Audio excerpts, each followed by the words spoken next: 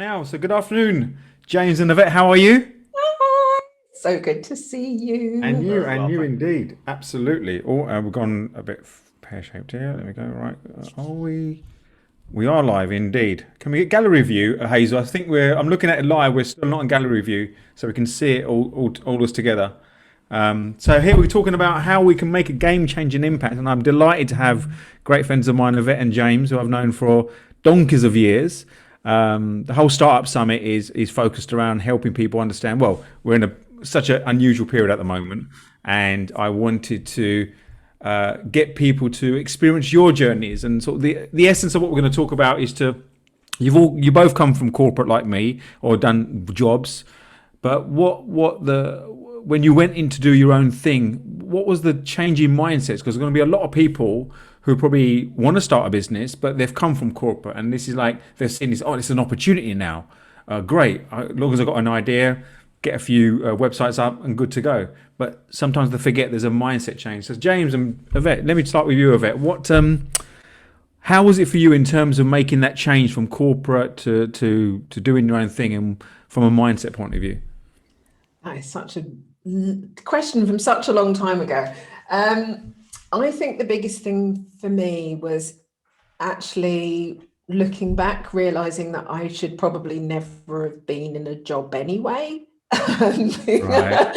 I was I was probably a really good employee because I was always coming up with like ideas on how to change things and what could be done differently and what could be done better.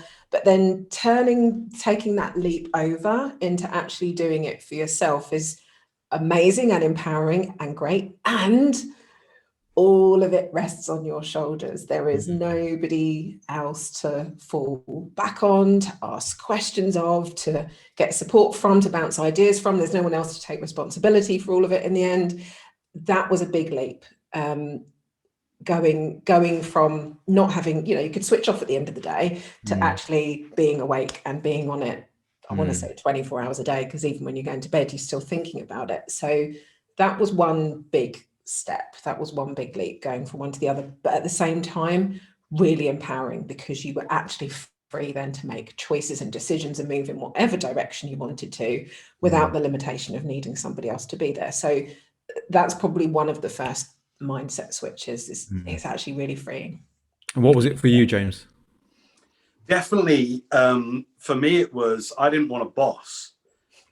I didn't want somebody telling me what to do. But what I became very quickly aware of was that just because you no longer have somebody else, another boss that you're answering to, that it was very easy to become a worse boss yourself.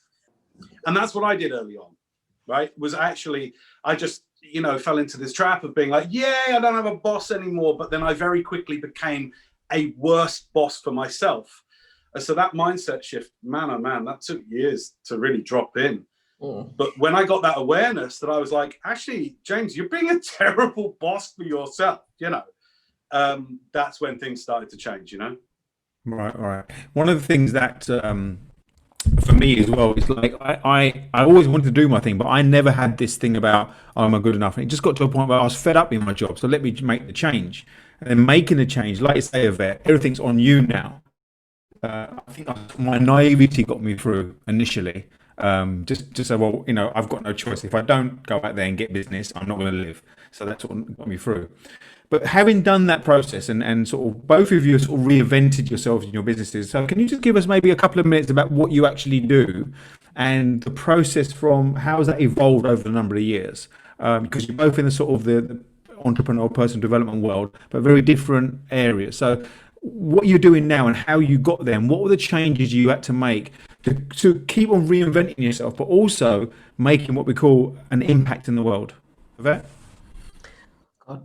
For me, if I look back, hindsight, amazing. Hindsight's a wonderful thing. Everything I've done before obviously led me to this point, but I didn't know back then why I was doing it. So I'm going to start from then to now. Mm. Prior to this, where I first met you, both of you actually, was where I first probably met you 10 odd years ago. was in the version of Yvette where I was a social media marketer, entrepreneur, helping people build their businesses with coaching. But my niche, or the area that I worked with, were people who wanted to make an impact. They actually cared about the world and what they were doing and wanted to make a difference.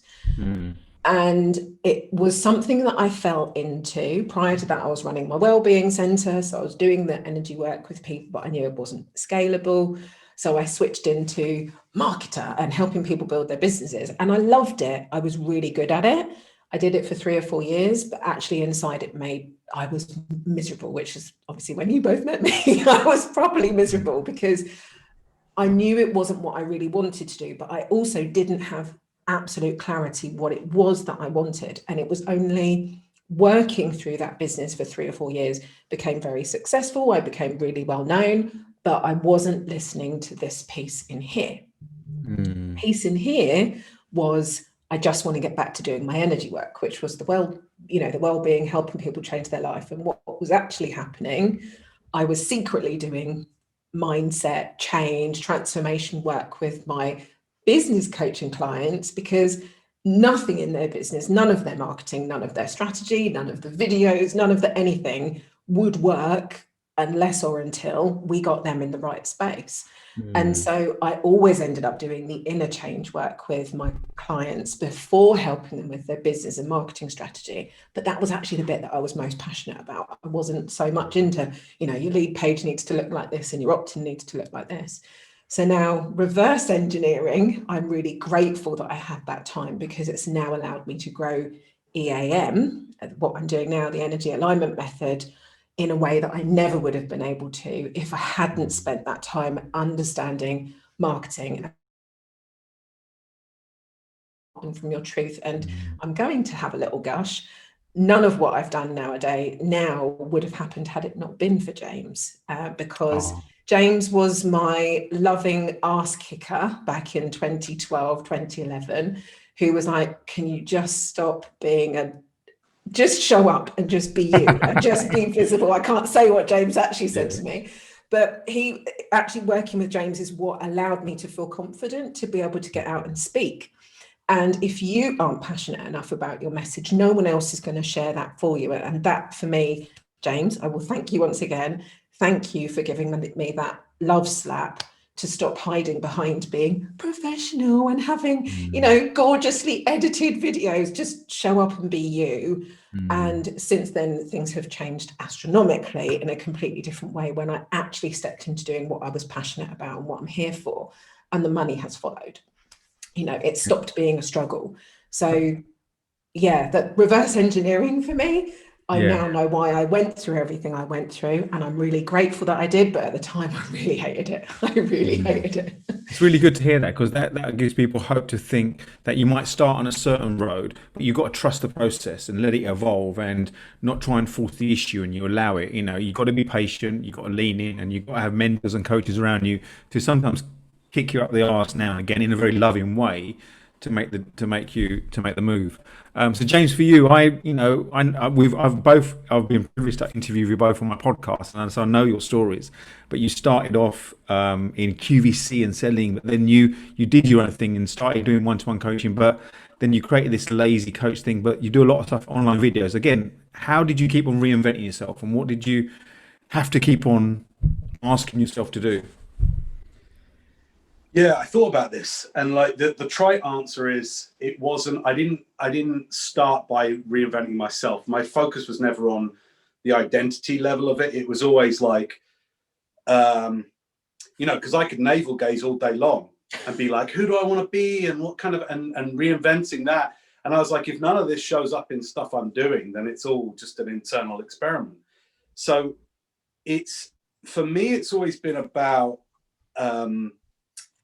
seeing, when I go back to my history and starting at QVC, I was effectively turning my talents to helping people sell vacuum cleaners and food processors and all sorts of nonsense on telly that we don't necessarily need, although it's a nice convenience, And for me, the big thing that had to become a habit was being able to view that talent in a different way. Do you know what I mean? Like, see it in a different way. I love what Yvette was saying, because it's like, I always think what I take from what Yvette just said is like, we always come back to, in a way, to sort of where we started and where our original talent always was. But unlike our head, it doesn't yell about it. It's just like, I'm here when you're ready. You know?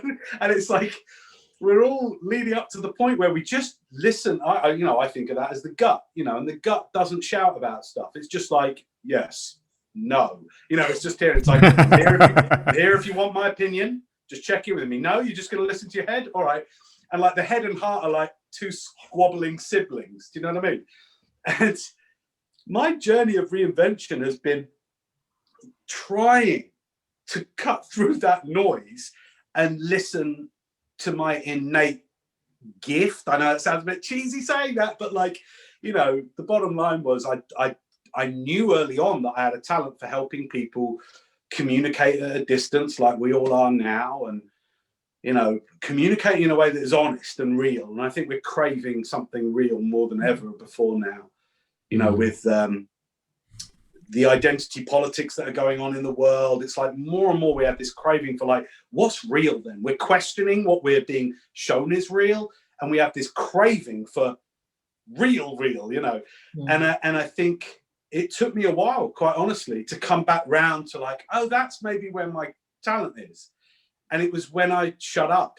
It's when I was still enough and quiet enough and paid attention to what my customers were telling me. That was the other thing, Baiju. It was like, if I just shut up a damn second and asked my customers what they saw and what's going on for you from this experience with me, if I listened, they'd tell me what I had been telling myself all along. So yeah, this journey from going from infomercial producer selling various versions of tap on telly to helping people like us sell something meaningful and real to people around the world has been a constant it's less a reinvention. It's been more like a constant discipline of like, just pay attention to what your, people will use language like what your soul's calling and your gut or your inner voice, all of those things are valid. And for me, it's just paying attention, and it's so easy not to these days because it's so noisy, isn't it? Market's so noisy. It's very noisy. It's so noisy. You could argue that because it's so noisy is that if you do listen to yourself, that's going to show up. The cream's going to rise. And both of you have expressed really succinctly that once you listen to your gut and the gift or whatever it is, and just be silent and allow that to come, and then just create the environment around that, things happen. I think there's a lot of people who listen to thinking, yeah, that's all right for you, but I can't afford to have my gift. I've got to make some money. What would you say to people who are saying, I can relate to that, but I'm scared because is that really I've got this little product here, it's gonna sell, or I'm gonna get some money. You saying, but that doesn't align with this gift here. What would you say to those people thinking, oh, is this a good time because of what's going on to listen to this and trying to bring that to the world, or is it about just letting it nurture? Do you want to go, James? Yeah, I don't mind. I'll try that one. The right answer would be for me to go, no, man, you've got to listen and trust that and everything. But I'm not going to say that. I'm going to say, do you know what? You can kind of do both. If you've got something you need, when I have worked extensively, getting on 20 years. I know I look about 13, but we're getting on 20 years in this industry. And I had the good opportunity to start my career working with some of the big names.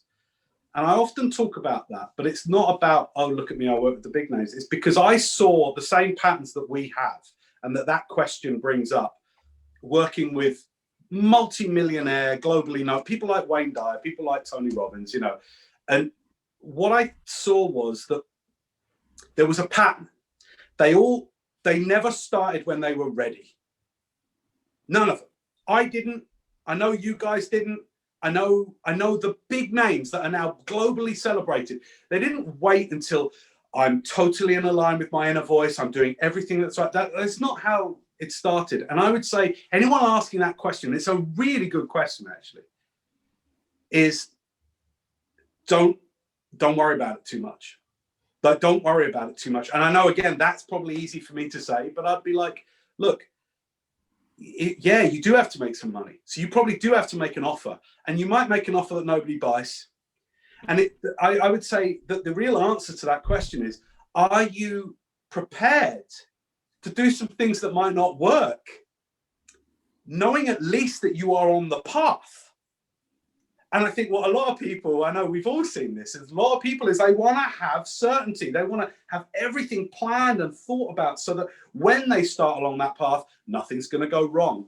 And those are the people that reach real calamity. In my experience, they're the people that have, what you might call as like, a lot of false starts and a lot of what you'd call bad luck.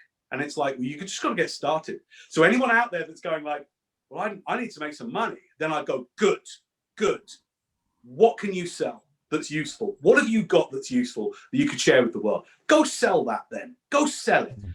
And it's take that fire. I like that. Vivek? I've literally just had this experience. So in terms of waiting to be ready or getting all of your stuff organized. So this year, we've literally rebuilt our business. We're in year 5 now of EAM, the Energy Alignment Method.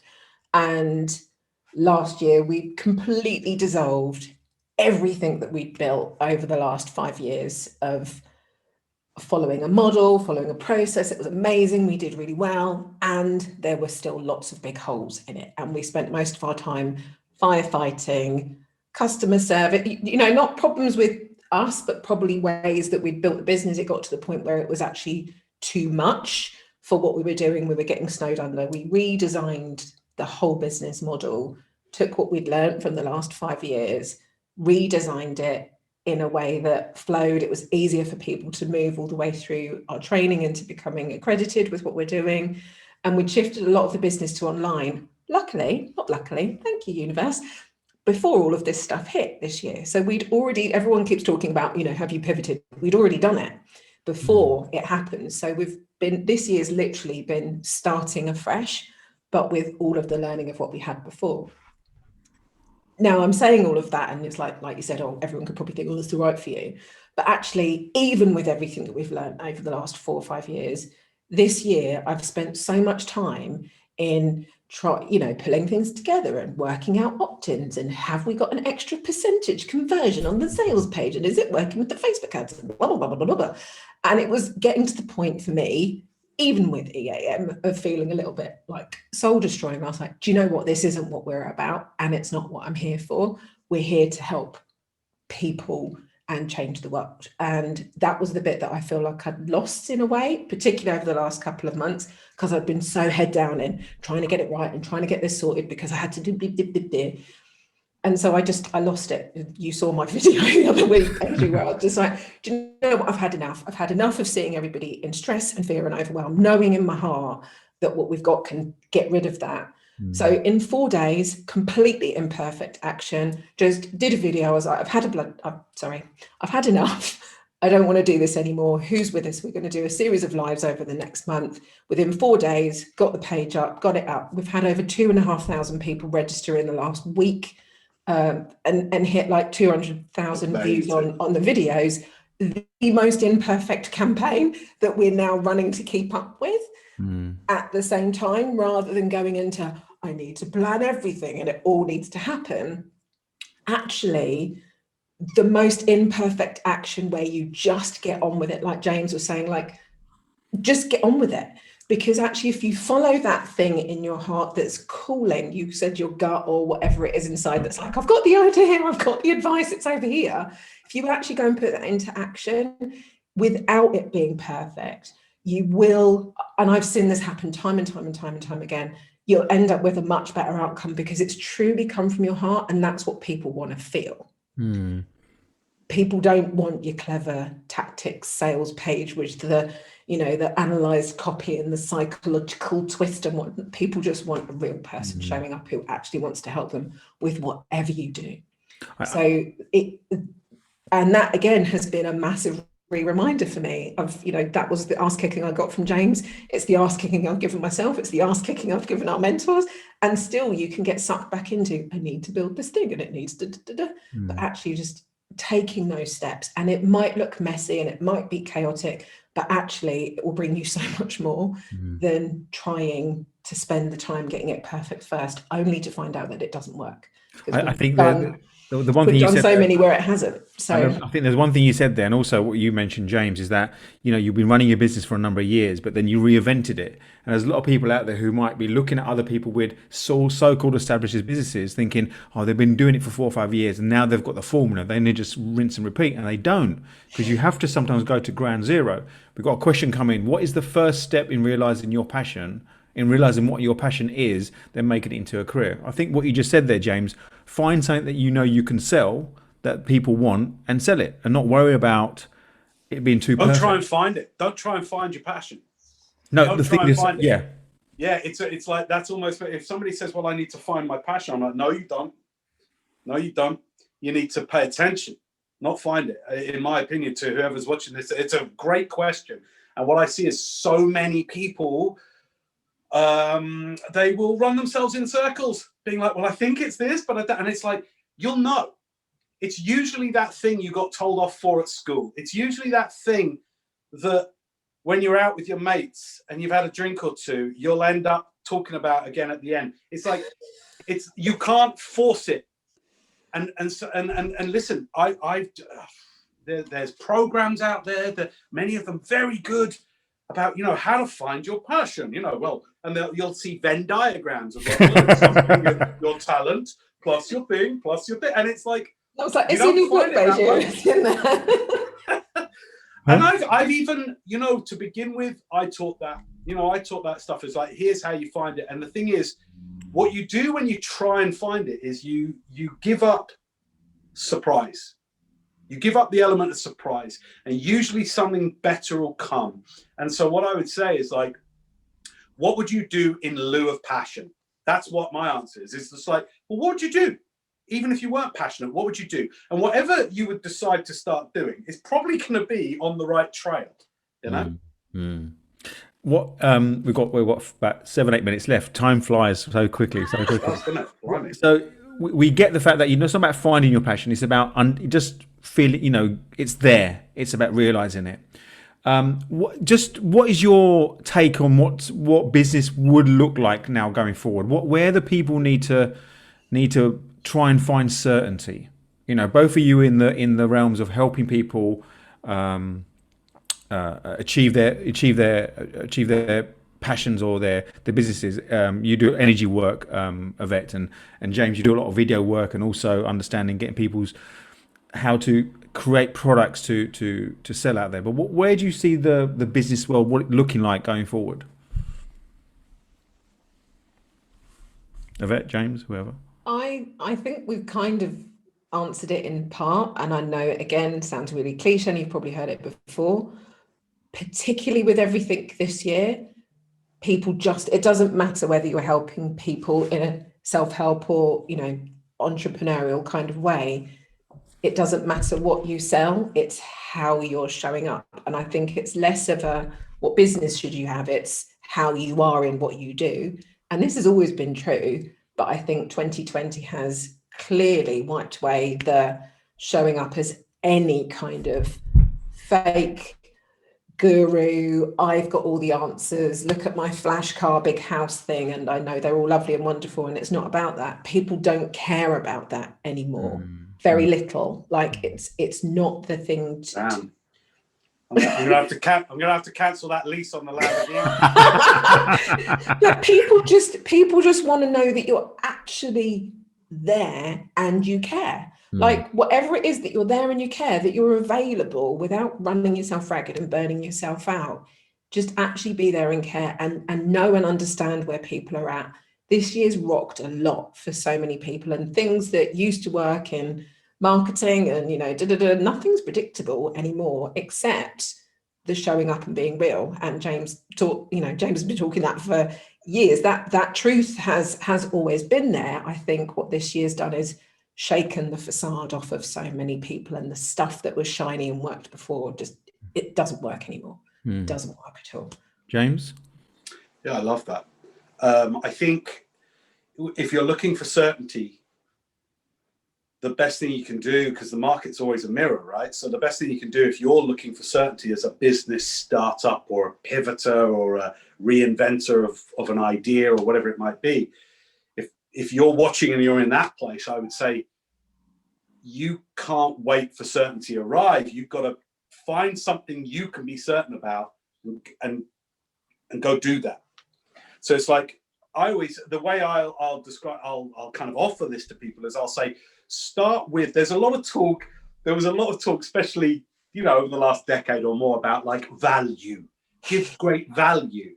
And I started to become really as sick of that word as I was the word authentic, for example. It just started to become a word for an amorphous blob of good stuff you give people. And it's sort of like, start with being useful. It's humble. It's something that people can grasp. And my challenge to people that are looking for certainty in their business is, well, you start by finding something that you're certain could be of use to people, like immediately, tangibly useful, helpful for them that day, helpful for them tomorrow, and if you commit to that, then the kind of the value will come. Do you know what I mean? It really will. And everyone can do that. You can sit down with a scrap of paper and a pen, and you can go, well, what do I know that could be really useful? I've got clients that are raw food experts. So it's like, yeah, I've got a great raw food cupcake recipe. I'm like, great, go share that then. And then there's people like a vet who have got such a profound work that can really help somebody with what they're going through. Same with you, Baiju. You've got so many distinctions about how people can make a game-changing impact, but it all ultimately has to start with like, what you got for me today that could help me today, that could be useful for me today. And it's like, start there. That's my opinion on it. I think that's a great take. I've got a question coming in. We've got 3 minutes left. Question. When creating teams, how important is it to understand personality when building trust? So I think that comes back to, I don't know, our values. Do we pick people that are like us, different like us? How important is it to understand personality when building trust, Yvette? You've built teams. Oh my God. Ask someone else. So teams, an ever-evolving process. It's definitely finding the right people that can work with you. So back to the first question of what's it like working for yourself, you do become your own boss. You have your own ways of working, and finding people that are prepared to challenge you and stand up to your idea, because even though it's your idea, it might not always actually be the best thing. Having people around you can trust, who can safely challenge what you're doing and aren't just going to be yes people, but also people who can take full responsibility for the area that they are responsible for. They're not going to necessarily need you there holding their hand as you go along the way, because you need to be passing that piece of the puzzle over, not having 5 or 10 or 15 people all needing to come to you, because you will end up drowned and swamped and wanting to just delete the whole freaking thing, which I've done that. But then finding the people that can fully take it off your hands and own it is amazing. It frees up so much more creativity, so much more space, so you can get on with the bit that you're supposed to be doing. And it is the biggest blessing you will ever find for what you want to do with taking it further. James, we've got a minute left.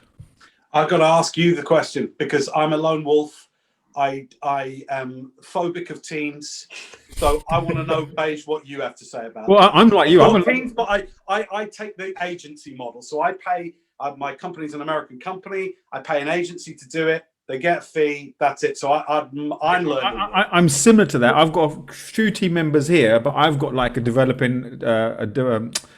in India. I've got marketers over there. So you like this sort of outsourcing, but I think Event has sort of teams in terms of what people out in the world think as real teams, where they're around you and associates. So it is difficult. I think even if it's like an agency, there's got to be an element of trust, high trust. They've got to understand your business. They've got to know, because if they're, whether they're marketing for you or whether they're creating assets or products, if they don't understand the values you hold, the communication of what they create will be misaligned. Massively. So it has to talk about you. We talk about brand's a story and logos and all the rest of it. If that doesn't mirror and align with you, and you've got other people creating that for you and they don't get you, there's going to be a fallout there. So be prepared for like 3 months of getting to know. Like, yeah. don't think your marketing person that you bring in, which is where you do need to start or bring those people in, don't think it's going to happen in month one. Allow 3 months for them to really get you. Absolutely. But that's not to say if they screw things up sooner that you don't move on. Exactly. But You've got to allow 3 months of getting to know each other. You've got to be strong with that. Guys, it's been fantastic. I really enjoyed this 30 minutes. I wish we had more time. I'm sure that, yeah, we need to wrap up, ladies. I'm wrapping up. So thank you, James, for your time. I know you're really sort of got what's going on. I appreciate your time. And Yvette, thank you so much for your input. I'm sure that a lot of value will come for a lot of people and enjoy this fireside chat, although it was not a fire to be seen, but lots in our energy. So thank you so much.